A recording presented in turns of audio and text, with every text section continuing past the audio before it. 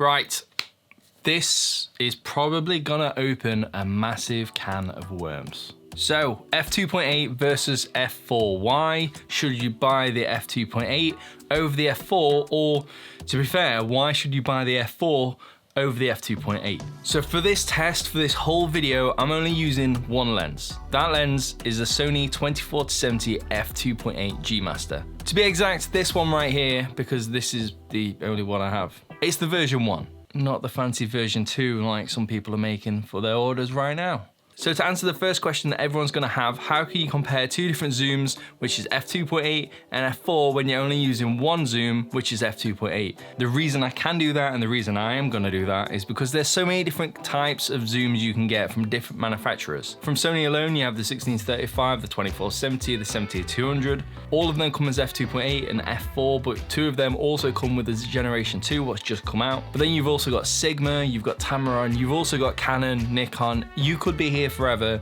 and if I was to compare all the lenses, it still wouldn't be accurate because there's so many variables which you could have. I'm also not here to discuss whether this lens is sharper than the f4 version. It could be sharper, you'd actually hope so with the price, but some people actually claim that the Sigma f2.8 is sharper than the Sony f2.8. I'm also not here to discuss whether that lens is faster than the f4 when it comes to focusing, because once again, it probably is, and you'd like to think so, once again, because of the price. But then that could also be down to the age, because the f4 version is older than the f2.8, and now they've brought out a new version of the f2.8. And not only are the lenses important when it comes to autofocus, but the camera bodies are. If you was to use these lenses on the original A7, they are slower to focus than they are on the Sony A7S III, which is really new, or even the Sony A7 IV. And then if you was to start comparing that with Sigma lenses or Canon lenses and then using a Metabones adapter or anything else, then you are starting to get into the non-native area. Therefore, if Sigma didn't perform as well as Sony, you could say that that's unfair because Sony's obviously going to have an advantage. You see what I mean about a can of worms now. What I'm actually here for is to tell you that you don't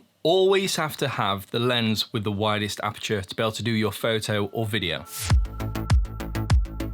So first up, what is aperture and what do all these numbers mean?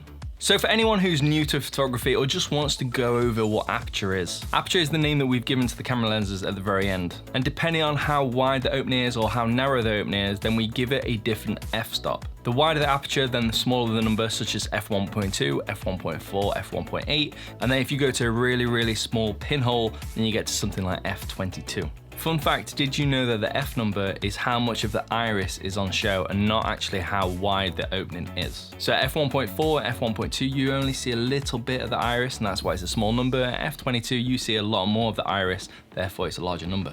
So changing the aperture or the f-stop of the lens does give you different characteristics and a different look and feel to your image. The wider the aperture and smaller the f-stop number, then the more depth of field you get in your image. So having a wide aperture and a small number will mean that your subject is in focus, but the foreground and the background won't be in focus and you get the bokeh effect. But having a really small pinhole aperture and an aperture like f22 will mean that most, if not all of your image is in focus all the way from the lens through to the background. So shooting at f1.2 through to f2.8 is really nice to single out your subject from the background and the foreground. It's something that a lot of clients feel makes your image look more professional, I guess you could say.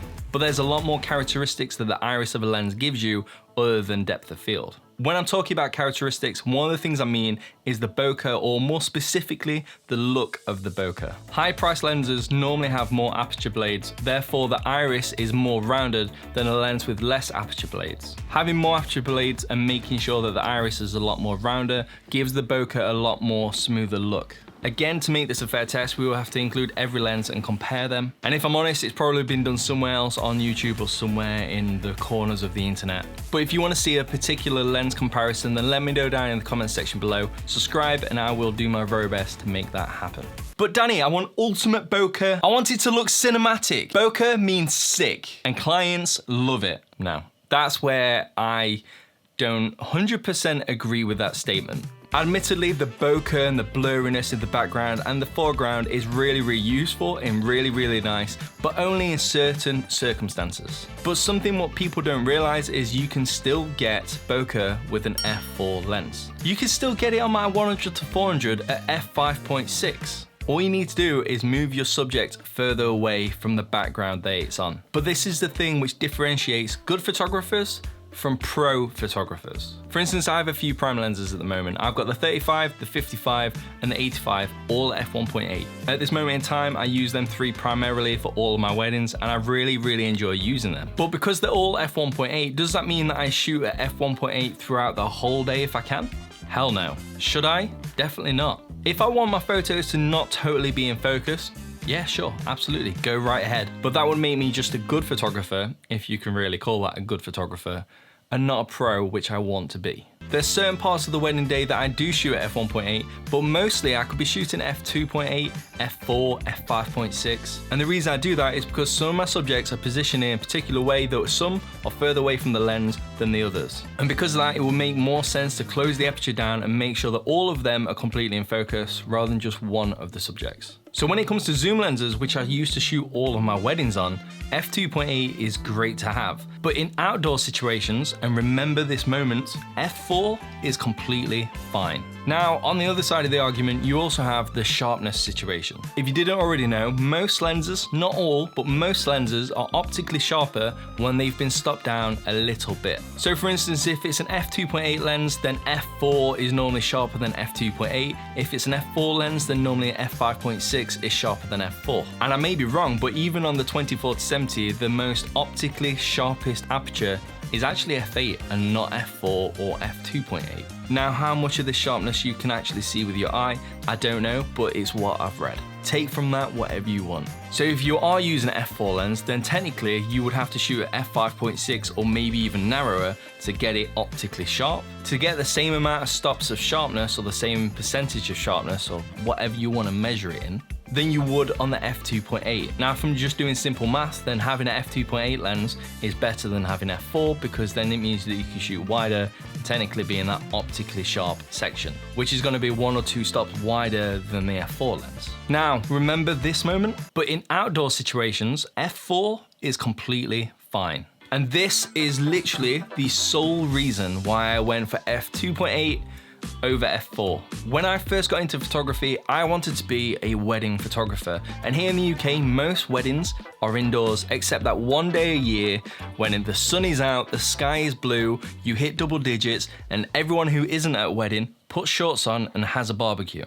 So natural light here in the UK is sometimes a little limited, even at wedding venues which are designed to be photogenic in some way, shape or form. And obviously photography looks much nicer with natural light rather than artificial light. So therefore having a lens which can give you an extra stop of light because a wider aperture allows more light into the lens than a smaller aperture. And the difference between f2.8 and f4 is at f4 you'd have to shoot at 6400 ISO to reach a certain exposure, whereas on an f2.8 lens you can shoot at 3200 ISO. And fair enough, on most cameras that's not a massive thing, but you want to keep that noise down. And even though these lenses are really expensive, because I'm doing weddings and they pay really well, they do pay for themselves in at least just 1 to 2 weddings. When I'm filming and taking photos and I have the light available, I do most of the time stop down to f4 or a little bit further. And when I'm out taking landscapes or various other things, I always stop down to f5.6, f8 and further. So I would be quite happy shooting most of the things that I do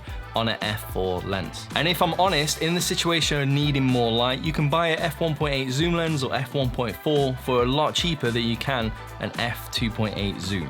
But at the end of the day, it's all down to personal preferences, and I can only tell you from my experience what I think is right or what's wrong, or what works for me is a better way of saying it. But if you can only afford an f4 zoom, or you have an f4 zoom already and you want to upgrade to f2.8 but you don't quite have the money, please don't be disheartened, because f2.8 isn't everything and you can get amazing quality stuff just on an f4. We could chat all day talking about optics and whether one's faster at focusing or I don't know, there's so many specifications, and we could make this easily a 5-6 hour video. Hope this video has helped shed a little bit of light of the differences between f2.8 and f4 in terms of style and looks. If you want to see any specific lens comparisons, let me know down in the comment section below. Subscribe to see them and I'll try and make them happen. Thank you very much for watching, and I will see you in the next one.